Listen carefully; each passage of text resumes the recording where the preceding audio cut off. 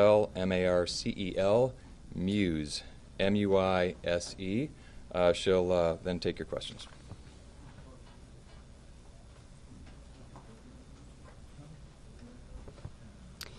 Thank you for joining us. Again, my name is Jennifer Homendy, and I'm the chair of the National Transportation Safety Board. With me today is one of our newest board members, Alvin Brown. Member Alvin Brown this is his training launch, and we have our investigator in charge, who we call the IIC, Marcel Muse. As I mentioned, we arrived on scene yesterday at about 6 a.m., but the team came in from across the country throughout the day. It was really a day to get our bearings. We set up our family assistance program and also began to develop our investigative plan and request documents that we need in order to conduct our investigation. Today is really the first full investigative day on scene. We were able to board the vessel. I boarded the vessel around noon along with our marine safety team and our highway safety team, and I can talk about that in just a bit.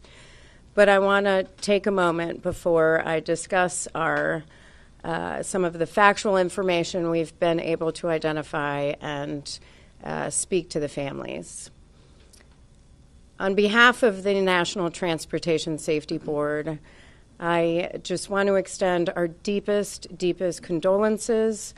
You are in our thoughts and prayers as the days, months, years ahead go forward. Certainly, we are focused on you. Our entire mission is to save lives, and our aim is to prevent this from reoccurring, and we are so very sorry for all that you are going through. It's unimaginable, and truly we think about you throughout this investigation. So as I mentioned yesterday, for those who may not be familiar, the National Transportation Safety Board is an independent federal agency. We are charged by Congress with investigating every civil aviation accident in the United States and significant events in all modes of transportation.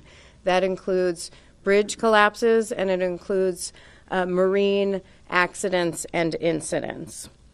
Our mission is to determine why something happened, how it happened, and to prevent it from reoccurring, again, to save lives. I want to talk a little bit about how we conduct an investigation, but I think it's really important for folks to understand that we will not analyze any of the information we are collecting. We will not provide any sort of findings, conclusions, or any safety recommendations while on scene. Our entire focus on scene is to collect the perishable evidence.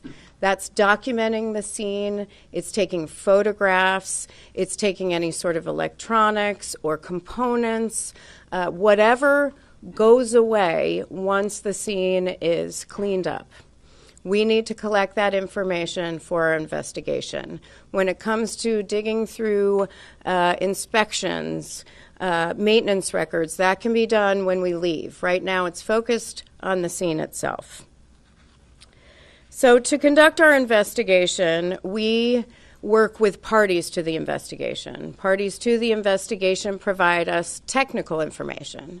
This is factual information that we use as part of our fact-finding. So if we need bridge inspection data, we would ask, say, the Federal Highway Administration or information about Coast Guard inspections, we would ask the Coast Guard. So parties to the investigation are the United States Coast Guard, Maryland Transportation Authority, the Association of Maryland Pilots, and we've invited Grace Ocean Private Limited and Synergy Marine Private Limited. Grace Ocean is the owner of the vessel, and Synergy is the operator of the vessel. Again, these parties are part of the fact-finding.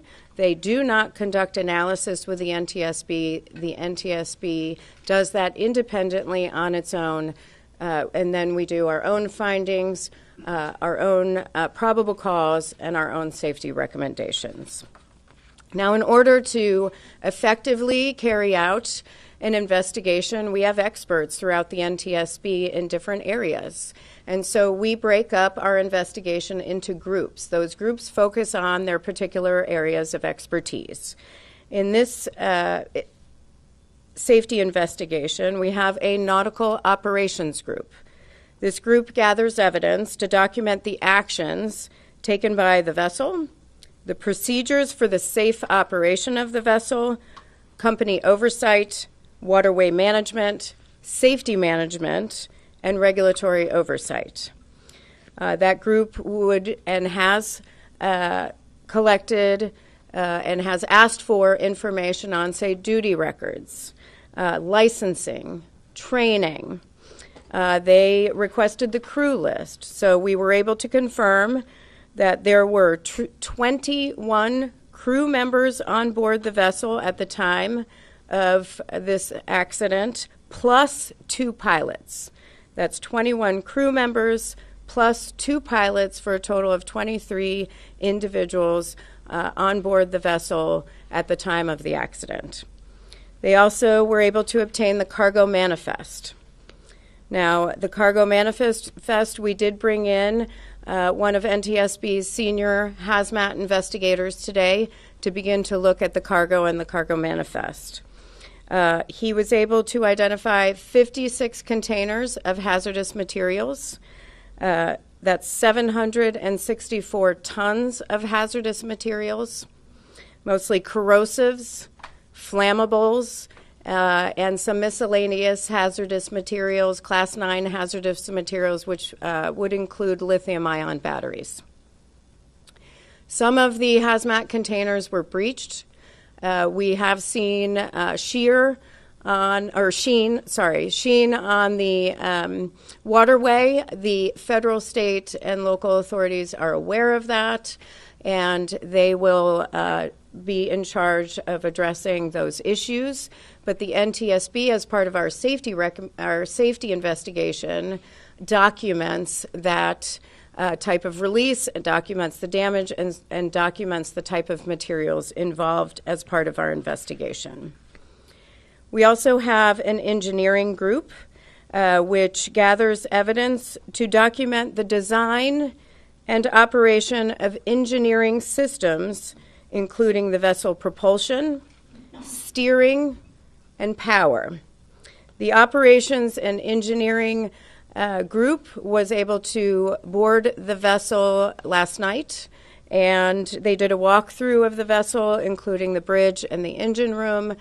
They were looking for other electronic components, any sort of downloadable recorders, any sort of cameras, any sort of CCTV. They did not find any of those things, but that search continues. They've also requested a number of documents, including maintenance and inspection history, and are, as we speak, conducting interviews on board the vessel. Those interviews began at 1 p.m. this afternoon, and those are with the crew members on board the vessel. And then again, I mentioned we did board again today at 1 o'clock.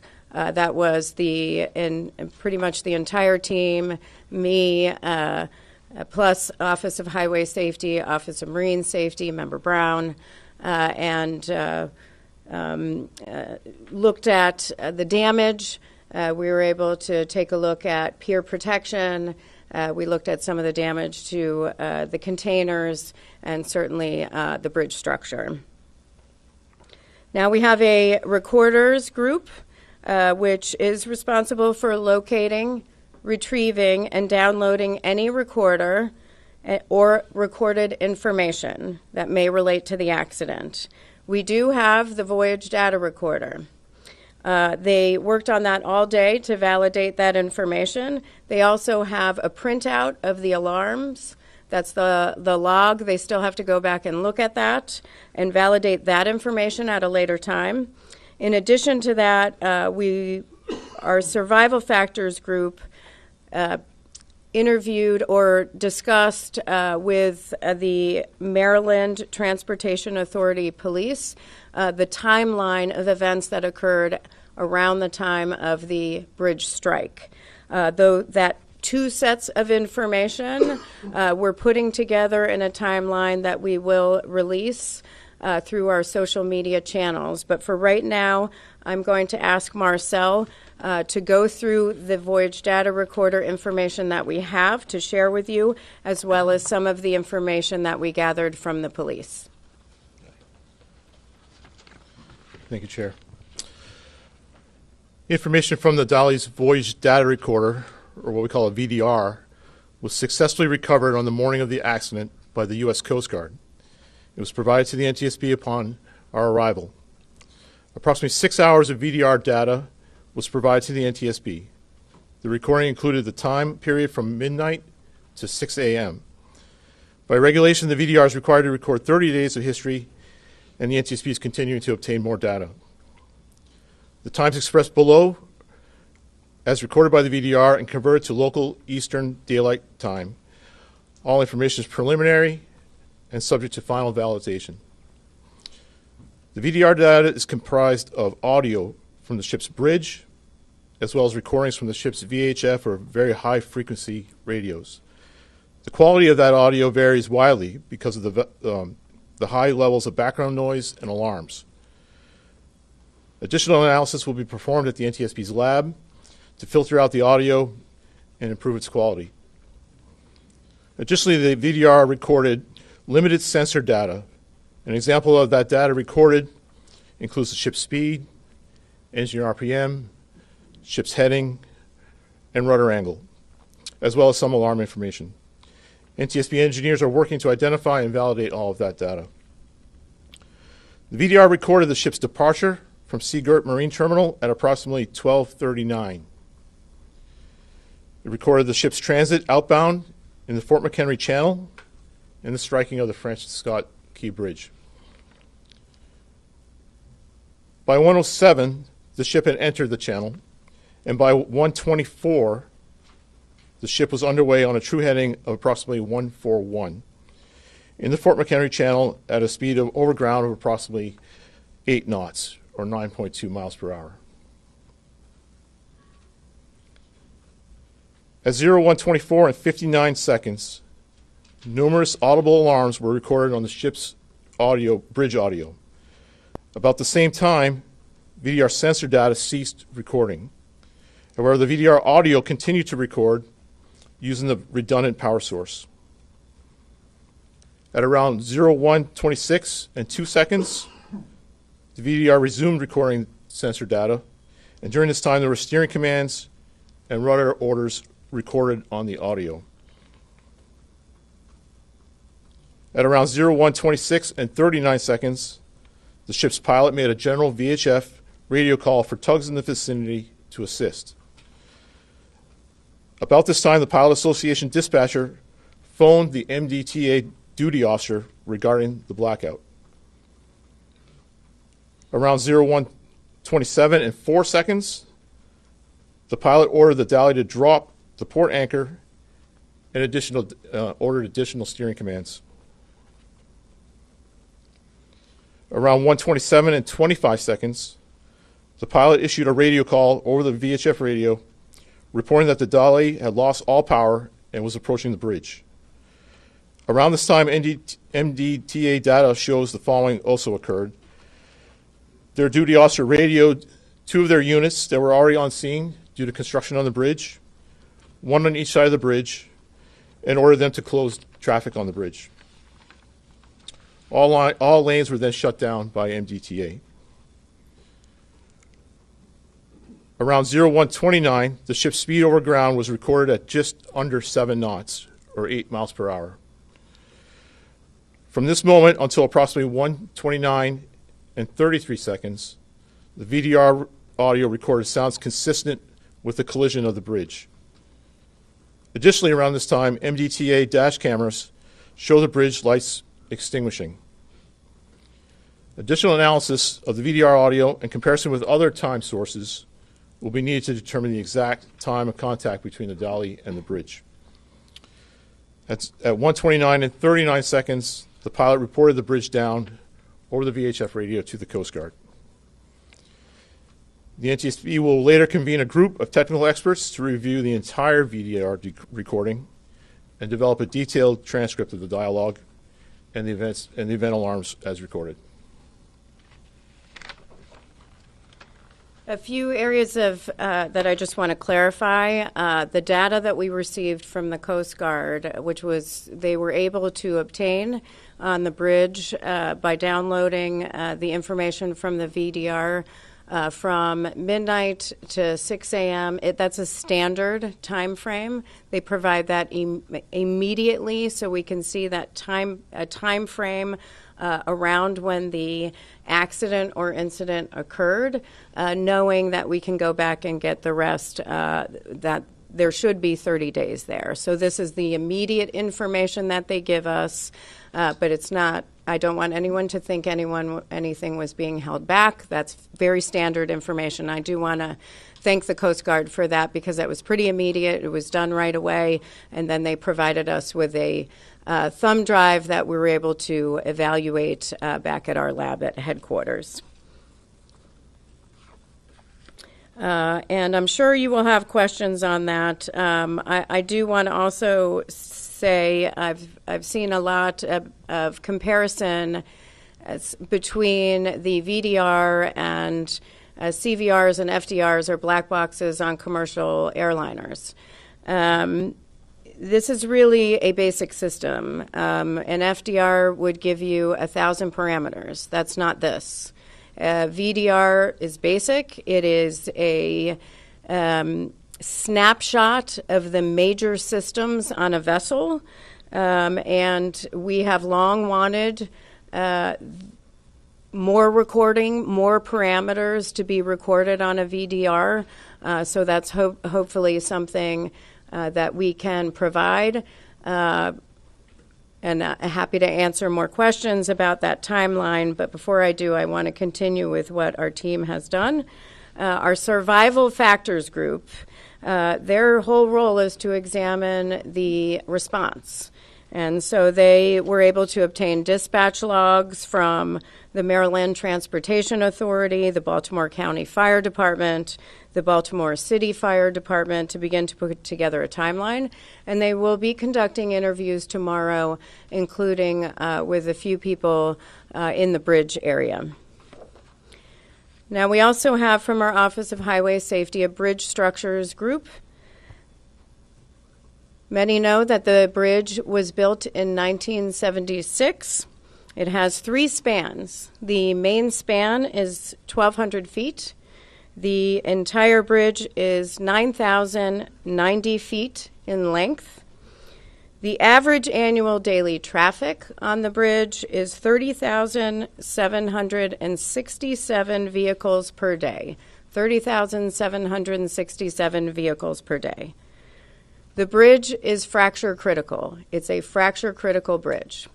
What that means is if a member fails, that would likely cause a portion of or the entire bridge to collapse. There's no redundancy. The preferred method for building bridges today is that there is redundancy built in, whether that's transmitting loads to another member or some sort of structural redundancy. This bridge did not have redundancy. There are 17,468 fracture critical bridges in the United States out of 615,000 bridges total, and that comes from the Federal Highway Administration. This bridge was in satisfactory condition. The last fracture critical inspection was in May 2023. We have not been able to go through that inspection and all the documents, but that will occur after we leave the on-scene portion. But we've also requested all fracture critical, routine, and underwater inspections of the bridge over the last decade. Once we receive that, we will begin to go through all of those documents.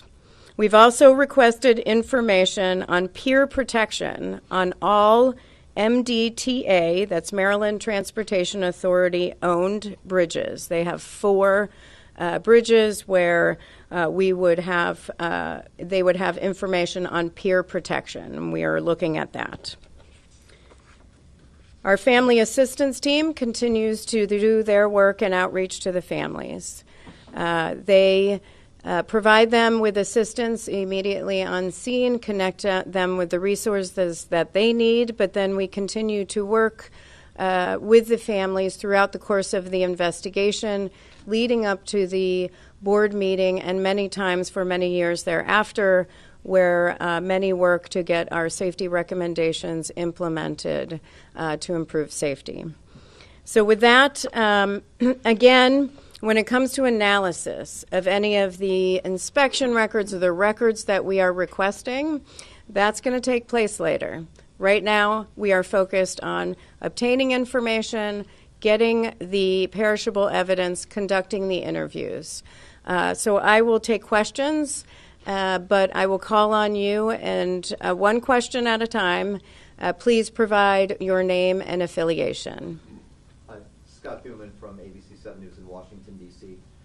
Question about your work here and the efforts you have to make for the recovery that you're trying to get regarding information, things that are perishable, and all the challenges on top of that with the girders, the metal in the water, the difficulty of having a ship with hazardous materials. What can you compare this effort to in other scenarios you've dealt with in the past?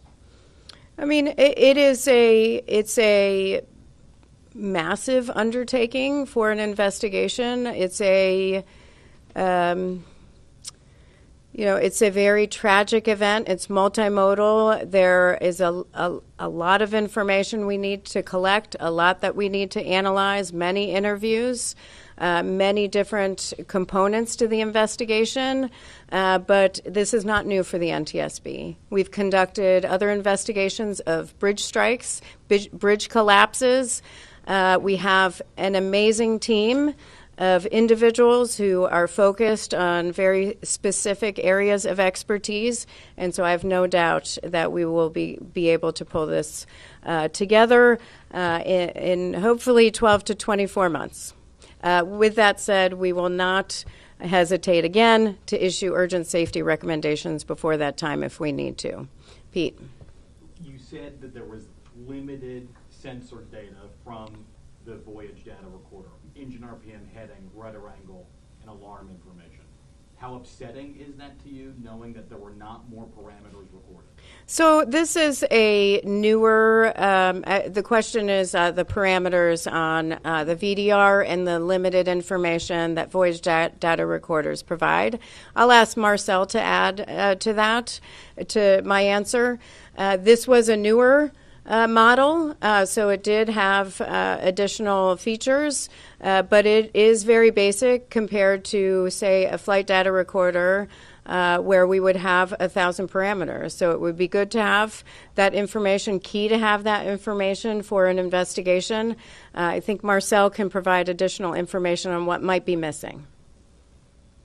Go ahead. So this is a Voyage data recorder. It's not a ship-wide system recorder. So most of the sensors that are being recorded are from the bridge, so things like GPS, the audio, rudder feedback, rudder commands are recorded on there, but not engineering, the temperature of each cylinder, power distribution sensors. Those things are not recorded on a Voyage data recorder. And we're looking for other sources of data in the engine room that would give us that data. The VDR also does record snapshots of the radar and the electronic chart. We do have that. I just have one tiny follow-up, which is, would that have been able to tell what the source of the power outage on board the ship was? We'd have to determine that as part of our analysis in this investigation. Too early to tell.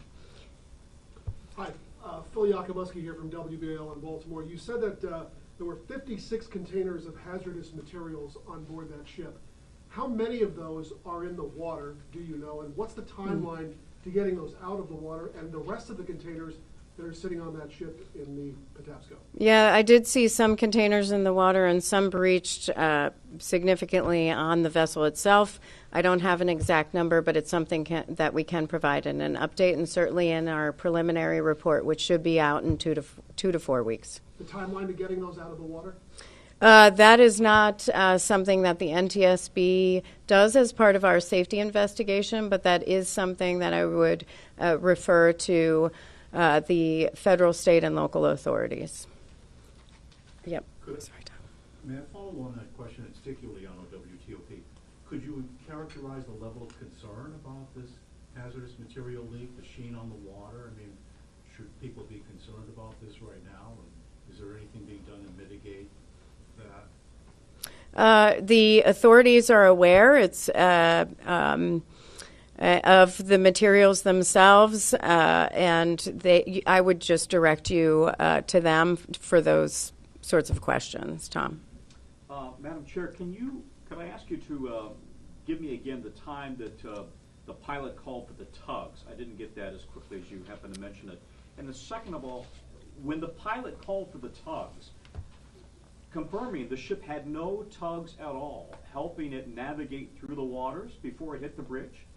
That's correct. The tugs help the vessel leave the dock, leave the port, and then get into the main ship channel, and then they leave. Once it's on its way, it's a straight shot through the channel. So there are no tugs with the vessel at that time. So they were calling for tugs. Do you have the time frame?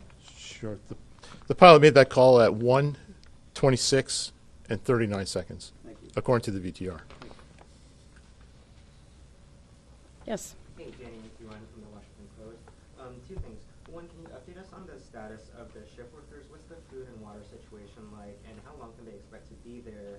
And then two, did the ship have signs of power problems before the Mayday call? We have heard, there's a question on the concerns about power, or reports of concerns of power outages on the vessel prior to that moment of the bridge striking. We have seen reports of that. We've read reports of that. We've heard reports of that. That's all part of our investigation that we'll have to look into and verify. With respect, there was a question on the food situation with the workers on board. The cook was cooking. When I got on board, it smelled very good, and I was very hungry. So I don't have any other information other than that, but we were able to engage with some of the crew members, and others are part of the interviews that are ongoing. No information on how long they'll be there? On information on how long they will be there, that is not information I have at this time. Sir? With WSA 9, you said there were reports of potential outages. Are we talking about days, weeks, months? Can you give us any kind of time reference? For the outages on the vessel, you're asking about outages on the vessel prior to this moment of striking the bridge. We don't have any information of outages on board the vessel prior to that time. Certainly, we are going to look at what we can get from the VDR data because there should be 30 days.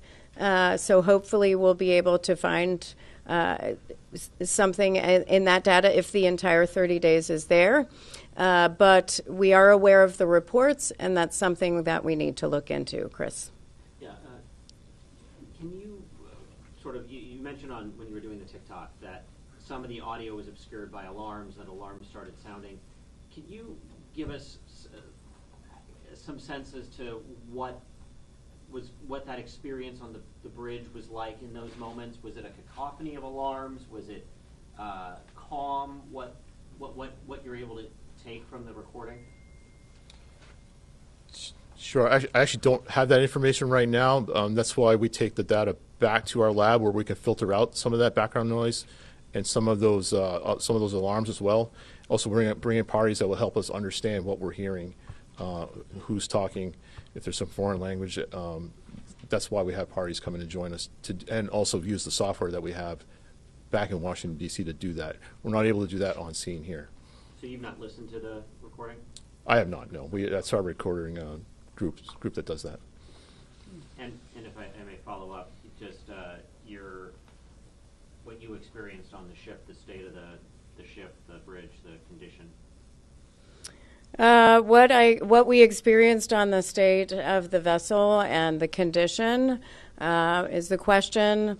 I mean, it's pretty devastating, certainly, seeing not just what's going on with the cargo containers, but just looking at what was a bridge span, 3 bridge spans, that is pretty much gone. That is, it's just utter devastation. And when I look at something like that, I am thinking not about the container ships that are coming through, not about traffic getting back up and running on the bridge. I'm thinking about the families who've lost loved ones and the families who are waiting to reunite with loved ones and what they must be going through. On the alarm information, just to add to that, we have the logs, and we'll go through that. But when we provide the transcript, a lot more will be on the transcript, which we will read out during the course of the investigation. Tom? Have you spoken to the pilot at this point? The question is, have we spoken with the pilot? There were 2 pilots on board at the time, and those interviews are scheduled for tomorrow. And have you spoken to the ship's captain? One of those interviews occurred today, along with the mate and chief engineer and one of the other engineers. I don't have a readout of those types of those interviews because they are currently ongoing, and our team was still on the vessel when I came to the press conference. So, ma'am. Yep. Kristen Griffith with the Baltimore Banner. I know you said you guys aren't in the analysis phase yet, but can you at least say if you're considering whether the cause of the power loss of the vessel has to do with contaminated diesel fuel? The question is on reports in the media about contamination in the fuel. As part of any investigation by the NTSB, we look at the fuel system. We collect a sample of the fuel. In this particular situation, it would be marine diesel fuel, but we still have to do that. That sample will be taken, and we will analyze the quality, any sort of contaminants. We'll look at viscosity. That'll be part of our investigation. Back here. Yep. Kelsey with WJZ here in Baltimore. How quickly was the crew in touch with authorities? On the timeline? And the question is how quickly the crew was in touch with authorities. You have the timeline.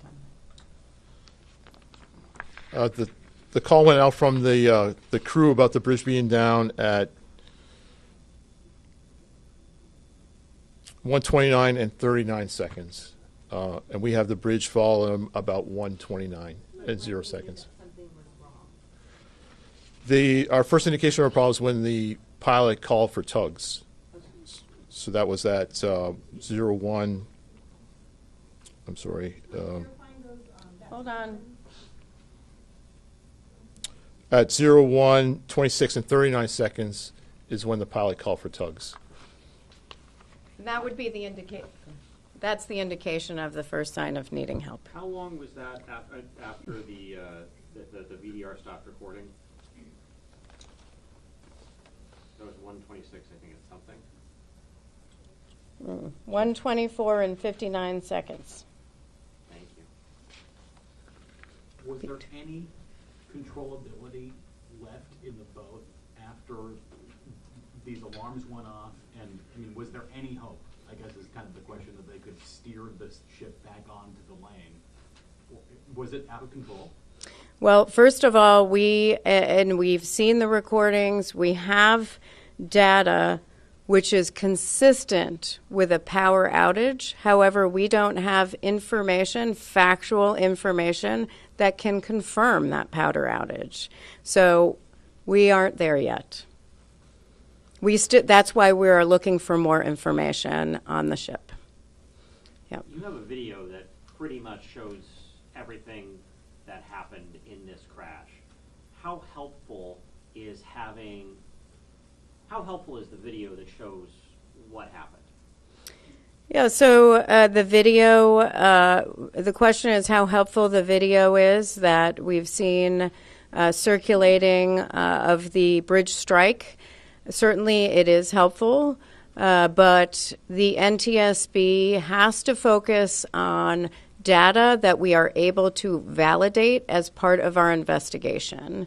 The public, the world, relies on us to be independent, thorough, fact-based, and it is meticulous work.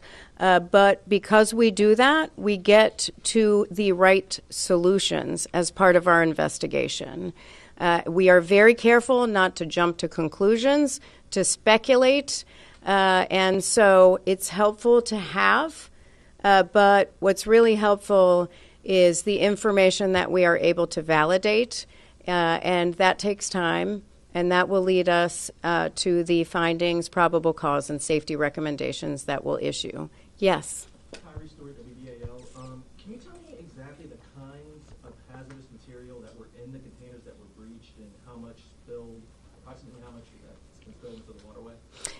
The question is the types of hazardous materials that were breached. The information I have right now of the containers of hazardous materials, the total of 56 containers, were those contents. On what was in the actual breached containers, we'll have to provide you more information on that. But in total, it was a number of corrosives, a number of flammable materials, and we have some miscellaneous. They fall under what is Class 9, which is miscellaneous hazardous materials, which is where the lithium-ion batteries would be. How big the spill is? How big that? Approximately how much is in the waterway right now? The question is how much would be in the waterway, how big the spill would be. First of all, we have to get to some of those containers. It's a pretty dangerous situation in that area, and we can't go in there. I doubt any other federal authorities right now could go to see how much is left in the containers themselves. Last question. Beatrice Peterson, ABC News. I'm just curious, has the ship regained power, and if the bridge wasn't destroyed, would the ship be able to move? That's a lot of assumptions. For the NTSB, we don't speculate. We don't make assumptions on the what ifs. Right now, we are just focused on the facts and on what occurred in this accident to determine what happened to prevent it from reoccurring. And can you talk to me a little bit more about the safety challenges? Earlier today, Governor Moore said that they had to suspend the recovery mission because it was unsafe for the divers to swim. I was just wondering, are there any other challenges you guys are facing outside of the hazardous materials? The question is on the challenges for our team. There's certainly a number of challenges. Today it was raining. I will say what it requires to go to the vessel. The MDTA police took us on a smaller vessel out to the container ship, and we are